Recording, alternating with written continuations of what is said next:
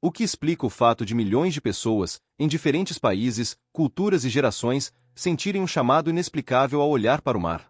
Porque diante do oceano, tantos relatam sensação de proteção, medo reverente, consolo ou presença.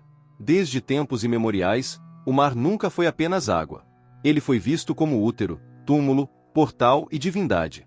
E entre todas as entidades associadas ao oceano, uma figura se destaca de forma única e persistente: Iemanjá, a mãe do mar. Para alguns, ela é símbolo cultural. Para outros, força espiritual viva. E para milhares de pessoas ao redor do mundo, ela é responsável por acontecimentos que desafiam explicações comuns. Hoje, não vamos romantizar crenças. E muito menos inventar histórias. Este vídeo mergulha na verdadeira história de Iemanjá, baseada em registros históricos, estudos acadêmicos, relatos antropológicos, reportagens, testemunhos públicos e experiências documentadas ao longo de séculos. Antes de mergulharmos nesse mistério que atravessa séculos, eu te faço um pedido simples. Se esse tipo de conteúdo te chama, se você sente que existem histórias que vão muito além do que nos contaram, curta esse vídeo e se inscreva no canal. Isso ajuda o canal a continuar trazendo relatos profundos, históricos e respeitosos como esse. Prepare-se, porque antes de falar em milagres, precisamos entender quem é de fato a Mãe do Mar, e porque seu culto atravessou oceanos, sobreviveu à escravidão e permanece mais vivo do que nunca. Um dos maiores equívocos sobre Iemanjá é acreditar que ela sempre foi desde a origem, a deusa dos oceanos. Historicamente, isso não é verdade. De acordo com estudos da tradição iorubá, especialmente registros etnográficos da região da atual Nigéria, Iemanjá, ou Ienja, era originalmente associada às águas doces, rios e nascentes. Seu nome deriva da expressão iorubá Yeye Omoejá, que pode ser traduzida como mãe cujos filhos são como peixes. Ou seja, ela não era apenas uma entidade aquática. Ela era o princípio da maternidade universal. Iemanjá simbolizava fertilidade, proteção, gestação, origem da vida e continuidade dos clãs. Em várias narrativas tradicionais, ela é apresentada como mãe de inúmeros orixás, incluindo Oxum, Ogum e Xangô, dependendo da linhagem mítica. Esse detalhe é crucial, porque revela algo fundamental. Antes de ser Senhora do Mar, Iemanjá já era vista como a grande mãe da humanidade. A associação definitiva de Iemanjá com o oceano acontece durante o período da diáspora africana, especialmente entre os séculos XVI e XIX. Milhões de africanos escravizados foram forçados a atravessar o Atlântico em condições desumanas. Para muitos deles, o mar deixou de ser apenas um caminho, tornou-se cemitério, testemunha do horror e fronteira entre a vida e a morte.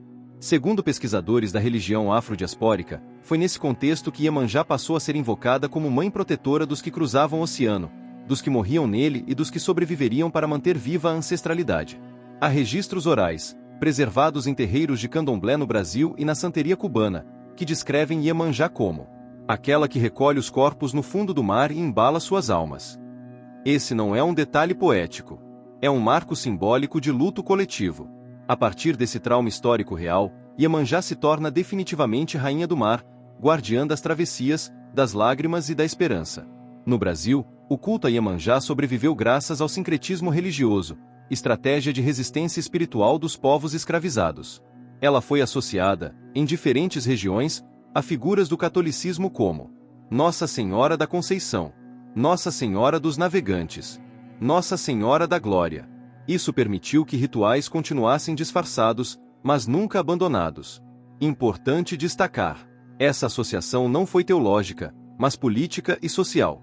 Antropólogos como Roger Bastide e Pierre Verdier documentaram que mesmo sob vigilância e repressão, os rituais dedicados à Mãe do Mar continuaram sendo realizados, especialmente em comunidades costeiras. E aqui surge um ponto essencial para este roteiro. É nessas comunidades que começam a surgir relatos sistemáticos de intervenções atribuídas a Iemanjá. Os primeiros relatos consistentes sobre milagres de Iemanjá não surgem como histórias isoladas, mas como padrões recorrentes observados por pesquisadores.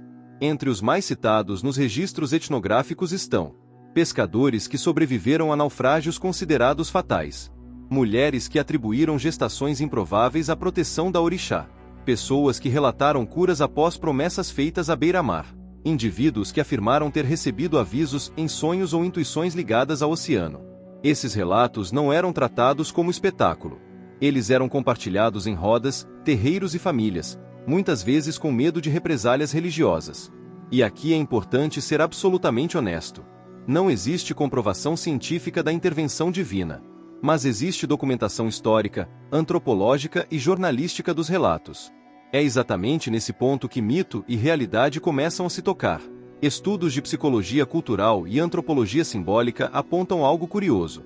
O mar é um dos ambientes mais comuns para experiências chamadas de liminares, estados em que a percepção comum da realidade é alterada. Silêncio profundo. Horizonte infinito.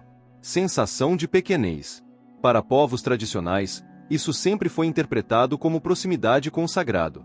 No caso de Iemanjá, essa experiência é interpretada não como abstração, mas como contato direto com a Mãe. E é exatamente por isso que ao longo do século XX, os relatos se intensificam, especialmente com o crescimento das festas públicas dedicadas a ela. A partir do momento em que as celebrações de Iemanjá se tornam públicas, como no famoso 2 de fevereiro em Salvador, algo muda. Os relatos deixam de ser apenas internos aos terreiros. Eles passam a ser registrados por jornalistas, fotógrafos, médicos, sociólogos e curiosos. E é nesse ponto que surgem histórias documentadas de pessoas salvas de afogamentos em circunstâncias extremas, doenças que entraram em remissão sem explicação imediata, promessas feitas ao mar e respondidas de forma inesperada. Logo a seguir, vamos entrar exclusivamente nos relatos reais, com datas, locais e contexto, separando fé, interpretação e fato documentado. Porque uma coisa é certa: quando milhares de histórias seguem o mesmo padrão, ignorá-las deixa de ser ceticismo, e passa a ser negligência histórica. Até aqui, entendemos quem é Iemanjá, como seu culto sobreviveu e por que o mar se tornou seu domínio simbólico e espiritual. Agora entramos no ponto mais sensível, e mais poderoso, deste roteiro. Porque não estamos falando de uma ou duas histórias desconectadas. Estamos falando de padrões repetidos por séculos, atravessando classes sociais, regiões e até religiões diferentes. E quando relatos diferentes começam a repetir os mesmos elementos, algo precisa ser analisado com seriedade. Os pesquisadores chamam isso de recorrência simbólica. Os devotos chamam de resposta da Mãe. Um dos conjuntos de relatos mais antigos associados a Iemanjá envolve sobrevivência no mar. Pescadores do litoral da Bahia, de Pernambuco e do Rio Grande do Sul mantêm registros orais, muitos documentados por antropólogos ao longo do século XX, de homens que afirmaram ter sido salvos após situações classificadas como fatalmente reversíveis. Os elementos se repetem: embarcação destruída ou virada, mar revolto, geralmente à noite, desorientação total, um momento de rendição, oração ou promessa. E então, algo muda. Em vários depoimentos registrados por pesquisadores como Edson Carneiro e Pierre Verger, os sobreviventes relatam a mesma sensação: o mar acalmou só ao meu redor. Do ponto de vista científico, isso poderia ser explicado por microvariações de corrente. Mas o que chama atenção é que o relato não termina aí. Muitos afirmam que após o resgate, passaram a ter sonhos recorrentes com uma figura feminina vestida de azul ou branco, associada ao oceano, mesmo quando essas pessoas não tinham ligação prévia com o candomblé. Um dos relatos mais citados em estudos etnográficos ocorreu na ilha de Taparica, Bahia, no início do século XX. Um grupo de pescadores foi surpreendido por uma mudança abrupta no tempo. O barco virou, e 2 homens desapareceram no mar. Horas depois, um deles foi encontrado inconsciente, agarrado a destroços, a quilômetros do ponto original. O outro foi dado como morto. Dias depois, o segundo pescador reapareceu em uma praia distante, desidratado, mas vivo. Ambos afirmaram, separadamente, ter ouvido uma voz feminina dizendo para que não lutassem contra o mar. Não houve tentativa de espetacularizar o caso, mas ele foi registrado em entrevistas posteriores conduzidas por pesquisadores ligados à Universidade Federal da Bahia, décadas depois, como parte de estudos sobre religiosidade costeira. Outro conjunto significativo de relatos envolve curas atribuídas a promessas feitas a Iemanjá. Aqui é fundamental ter precisão. Não se trata de curas médicas comprovadas como milagre. Trata-se de testemunhos consistentes, muitos feitos publicamente. Em Salvador, Recife e Rio de Janeiro, médicos e jornalistas já relataram casos de pacientes que associaram melhoras inesperadas a rituais simples, oferendas no mar, banhos simbólicos ou promessas feitas em datas específicas. Um caso amplamente citado em entrevistas jornalísticas nos anos 1970 envolve uma mulher diagnosticada com infertilidade funcional. Após anos de tentativas frustradas, ela participou de um ritual público dedicado a Iemanjá no Rio Vermelho, em Salvador. Segundo seu relato, meses depois engravidou naturalmente. algo que seus médicos classificaram como estatisticamente improvável, mas não impossível. Esse detalhe é importante. A ciência não confirmou o milagre, mas não conseguiu negar a experiência subjetiva. E é exatamente aí que a força do fenômeno se sustenta. Em praticamente todos os relatos ligados a Iemanjá, existe um momento-chave: a entrega. As pessoas descrevem um instante em que deixam de lutar, deixam de exigir, deixam de tentar controlar o resultado. Esse padrão aparece em sobreviventes de afogamento, pessoas em sofrimento emocional profundo, mães em desespero, indivíduos em crise existencial. Para os estudiosos da psicologia da religião, isso pode ser interpretado como catarse emocional. Para os devotos, é o momento em que a mãe escuta. E o mais intrigante: muitos relatam que a resposta não vem como aquilo que pediram, mas como aquilo que precisavam. Outro eixo recorrente envolve sonhos vívidos associados ao mar. Em estudos conduzidos por antropólogos e psicólogos sociais, pessoas relataram sonhos com características muito específicas. Água calma. Uma figura feminina que não fala, mas orienta. Sensação intensa de acolhimento. Despertar com forte emoção ou clareza. O detalhe mais perturbador: muitas dessas pessoas não conheciam profundamente a iconografia de Iemanjá antes dos sonhos. Após esses episódios, várias buscaram terreiros ou passaram a frequentar festas dedicadas a orixá, não por influência externa, mas por reconhecimento simbólico. Isso levanta uma questão inquietante. O símbolo é aprendido, ou despertado. A partir da segunda metade do século XX, os relatos deixam o campo privado e começam a aparecer em jornais, revistas e documentários. Coberturas sobre o 2 de fevereiro em Salvador registram centenas de pessoas que retornam todos os anos para agradecer promessas cumpridas. Algumas delas aceitam falar publicamente. Outras preferem o silêncio. E esse detalhe importa. Pessoas que inventam histórias buscam visibilidade. Pessoas que acreditam ter vivido algo sagrado geralmente buscam respeito. Até agora, falamos de relatos humanos, sobrevivência, cura, sonhos, experiências emocionais profundas. Mas existe uma camada ainda mais inquietante. Relatos que não envolvem apenas sentimentos, mas fenômenos físicos, coincidências temporais, objetos devolvidos pelo mar e acontecimentos presenciados por múltiplas testemunhas. Agora vamos entrar nos episódios mais controversos e debatidos. Oferendas que retornam intactas. Acidentes evitados em circunstâncias extremas. Avisos ignorados e suas consequências. E o motivo pelo qual até pessoas céticas passaram a respeitar o nome de Iemanjá. Porque a partir desse ponto, a pergunta deixa de ser "você acredita?" e passa a ser: o que acontece quando milhares de pessoas vivem experiências que seguem o mesmo roteiro? Até aqui, alguém poderia argumentar que tudo se resume a emoção, fé ou interpretação pessoal. Mas existe um ponto em que muitos relatos ultrapassam o campo do psicológico e entram em um território mais desconfortável. Quando algo acontece no mundo físico, diante de mais de uma testemunha. É exatamente nesse ponto que o fenômeno ligado a Iemanjá se torna mais difícil de ignorar. Porque aqui não falamos apenas de crença. Falamos de eventos observados, comentados, registrados e, em alguns casos, fotografados. Um dos fenômenos mais conhecidos e mais debatidos envolve oferendas feitas a Iemanjá que retornam do mar dias depois, muitas vezes intactas.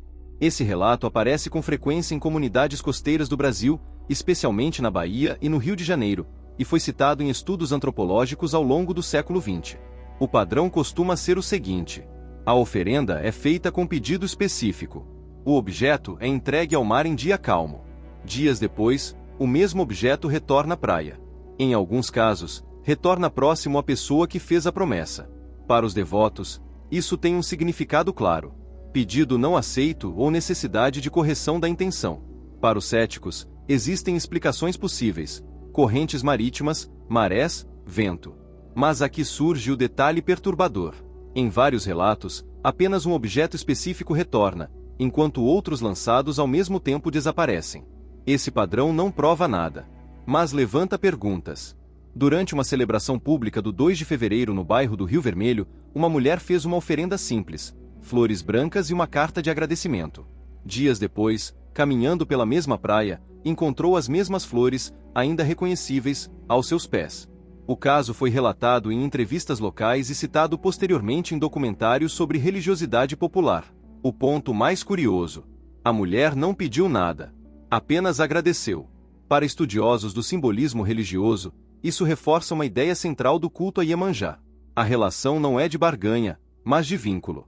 Outro conjunto de relatos envolve avisos simbólicos. Pescadores e marinheiros frequentemente relatam sonhos, pressentimentos ou sinais antes de acidentes marítimos. Em comunidades tradicionais, esses sinais são muitas vezes associados à vontade de Iemanjá.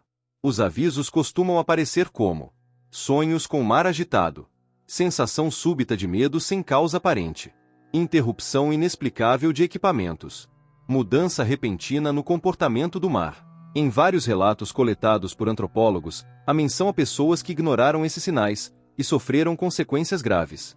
É importante dizer, isso não significa punição divina.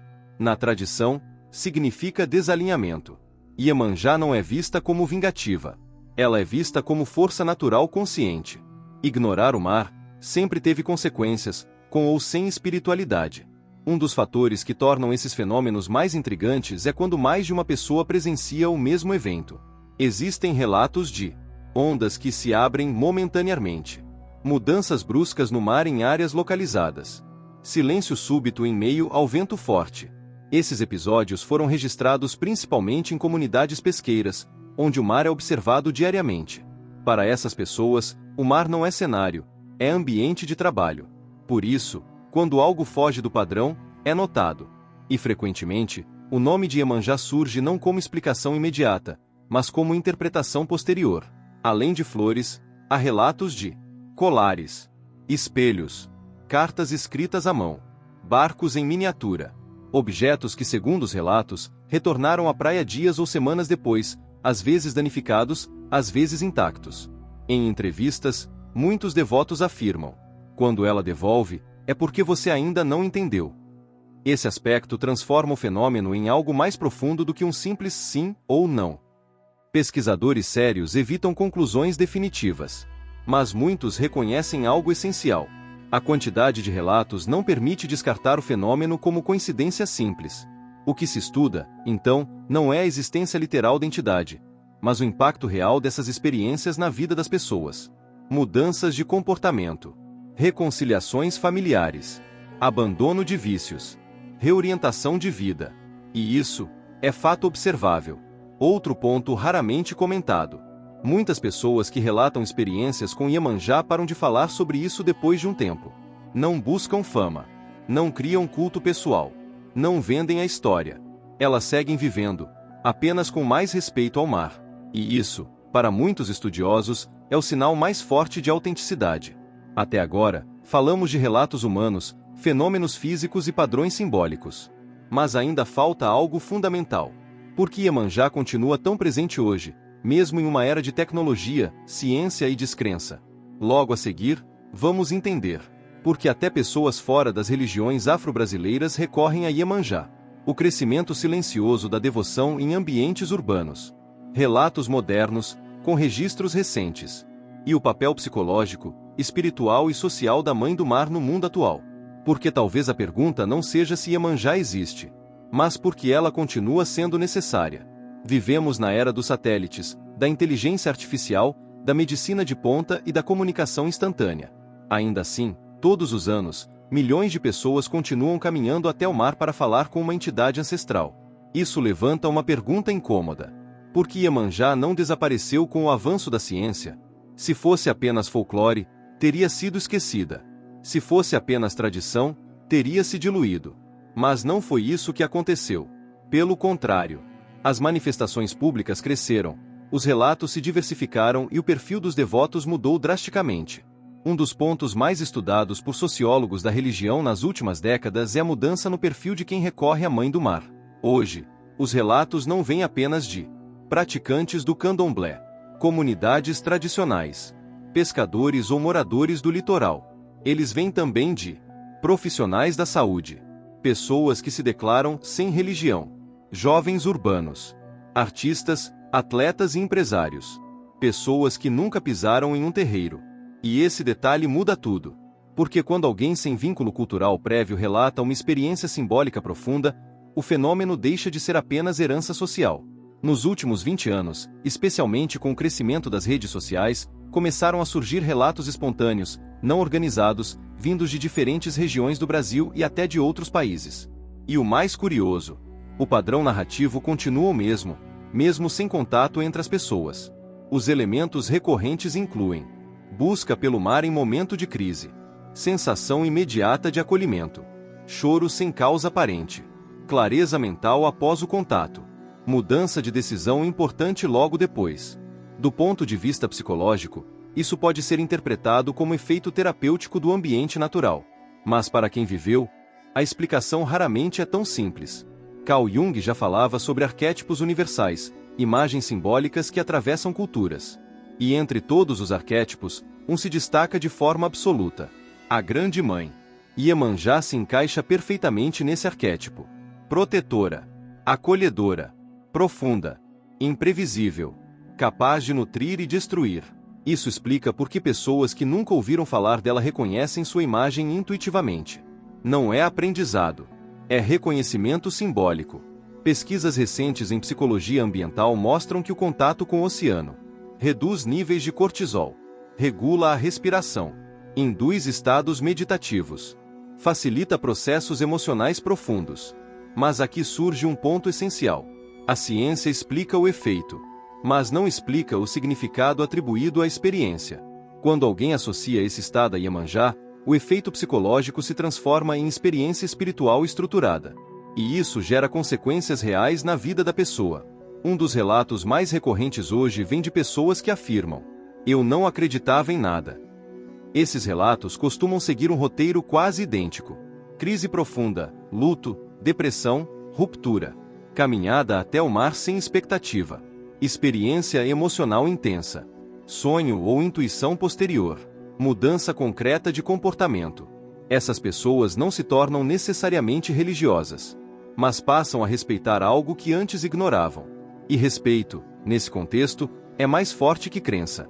Eventos como o 2 de fevereiro em Salvador hoje são analisados como fenômenos culturais, atos coletivos de catarse, rituais de identidade social. Mas basta conversar com quem participa todos os anos para perceber: para muitos, aquilo não é festa, é reencontro. Pessoas retornam ao mesmo ponto, ano após ano, para agradecer, pedir silêncio ou simplesmente estar ali. Não há obrigação, não há punição, há vínculo. Em um mundo onde tudo é explicado, classificado e etiquetado, Iemanjá permanece em um espaço raro, o do mistério respeitado. Ela não exige conversão, não ameaça, não promete poder, ela acolhe. E talvez seja exatamente por isso que em tempos de ansiedade, colapso emocional e excesso de ruído, tantas pessoas voltem os olhos para o mar. Chegamos a um ponto decisivo. Já vimos a origem histórica, os relatos antigos, os fenômenos físicos, as experiências modernas. Agora resta a pergunta final, aquela que este vídeo não pode evitar: o que tudo isso significa? Vamos fechar este vídeo com a síntese entre mito, história e experiência humana. O limite entre fé e interpretação. O que podemos afirmar com honestidade. E por que Iemanjá continua sendo uma das figuras espirituais mais poderosas do mundo? Porque talvez o maior mistério não esteja no mar, mas em nós mesmos, quando o escutamos. Depois de tudo que vimos até aqui, uma coisa fica clara: Iemanjá não pode ser reduzida a uma simples lenda, mas também não pode ser provada como um fato científico. E talvez esse seja exatamente o ponto. Porque este roteiro nunca foi sobre provar a existência de uma divindade. Ele sempre foi sobre algo mais profundo. Porque tantas pessoas, em diferentes épocas e contextos, relatam experiências semelhantes ligadas ao mesmo símbolo. Quando isso acontece, a pergunta deixa de ser: isso é real? E passa a ser: o que essa experiência revela sobre a condição humana? Vamos separar com absoluta honestidade.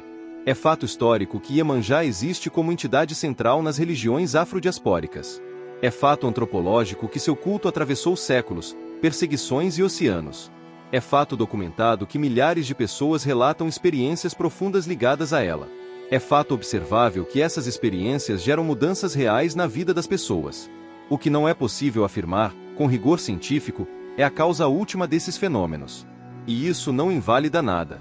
Porque nem tudo o que transforma precisa ser mensurável. Talvez Iemanjá seja um arquétipo materno universal. uma manifestação simbólica do inconsciente coletivo, a personificação espiritual do mar, uma força religiosa viva, ou tudo isso ao mesmo tempo. O ser humano sempre precisou dar nome ao mistério, e o mar sempre foi o maior deles. Quando alguém diz foi Iemanjá, essa frase carrega muito mais do que crença. Ela carrega experiência, significado, memória e pertencimento. Um detalhe atravessa todos os relatos que vimos neste vídeo. Iemanjá raramente fala. Ela não aparece com ordens. Não dita regras. Não ameaça. Ela se manifesta em sensação, em sonho, em intuição, em consequência. E talvez isso seja o que mais assusta e conforta ao mesmo tempo. Porque o mar não explica. Ele responde, à sua maneira. Religiões desapareceram. Deuses foram esquecidos. Símbolos perderam força. Mas Iemanjá continua ali. Não como imposição, mas como presença. Ela não exige que você acredite. Ela apenas está. E isso explica por que até pessoas céticas, ao se verem diante do oceano, sentem algo que não conseguem nomear. Depois de tudo isso, a pergunta não é: você acredita em Iemanjá? A pergunta é: o que acontece dentro de você quando o mar te observa de volta? Se milhares de pessoas, em épocas diferentes, sentiram a mesma coisa, talvez o erro seja tentar explicar demais. Talvez o mistério exista exatamente para ser respeitado. Se você chegou até aqui, é porque esse tema tocou em algo dentro de você. E isso já diz muito. O mar guarda segredos. Alguns, ele revela. Outros, apenas devolve, no tempo certo. E como dizem os antigos, a mãe do mar escuta até quem não sabe pedir.